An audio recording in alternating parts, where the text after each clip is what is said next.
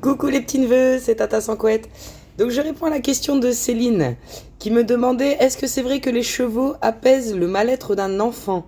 Alors oui, il existe ce qu'on appelle l'équithérapie. Donc c'est la thérapie via un cheval, un équidé, un âne, un poney.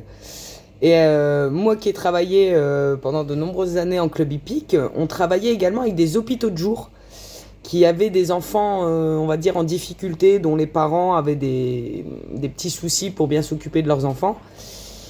C'était un peu des enfants laissés à eux-mêmes. Et du coup, une fois par semaine, ils venaient faire du poney. Et c'était un petit peu leur bulle de bonheur.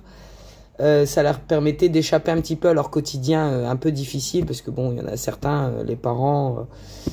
voilà, je veux pas accabler les parents, mais avec des problèmes psychologiques, des problèmes de santé, de l'alcoolémie, de la violence. Et donc ces enfants allaient la journée en hôpital de jour et la nuit retournaient chez leurs parents. Et c'est vrai que ces enfants, je les voyais heureux à poney. Donc oui, il y a ce lien parce que le cheval est obligé de les apaiser en fait. On leur explique dès le début qu'un cheval n'aime pas trop quand ça crie, n'aime pas trop quand ça court et tout. Et donc l'enfant, comme il a envie de bien faire pour l'animal, ça le responsabilise un petit peu de s'occuper d'un animal. Et du coup, ça les aide beaucoup. Ça les aide beaucoup. Bien sûr, il faut les chevaux pour.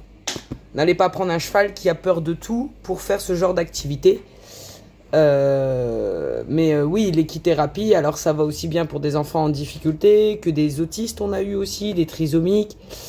Juste des enfants aussi...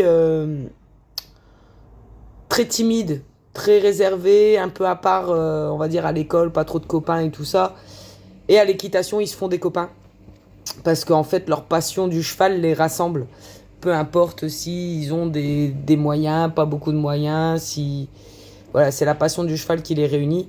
Mais oui, l'équitation peut aider, enfin le rapport avec un animal en tout cas peut aider à tout ça. Et ça s'est même développé maintenant en équi-coaching pour les adultes. C'est-à-dire que maintenant, il y a beaucoup d'entreprises aussi qui vont dans les clubs hippiques pour justement apprendre à travailler la communication entre eux. Et donc, on leur demande de communiquer avec un cheval. Et du coup, ça peut être drôle, ça peut amener à des situations drôles avec les entreprises. Mais oui, après, moi, je prends mon exemple personnel.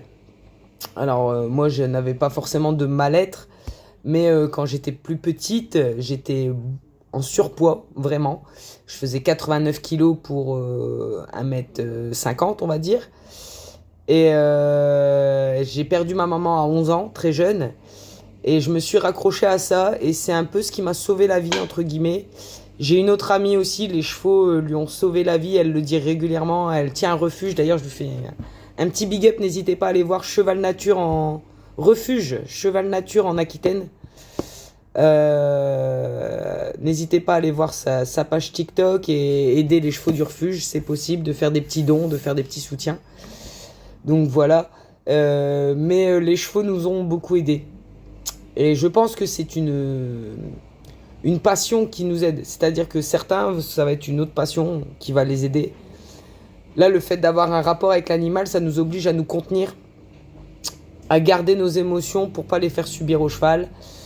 Ou à l'inverse, à tout lâcher prise et après profiter. Mais vraiment, oui. Oui, les chevaux. Alors, c'est pas que les chevaux apaisent, mais c'est l'enfant qui s'apaise tout seul au contact d'un animal. Donc, voilà pour ta petite question, Céline. J'espère que j'ai bien répondu.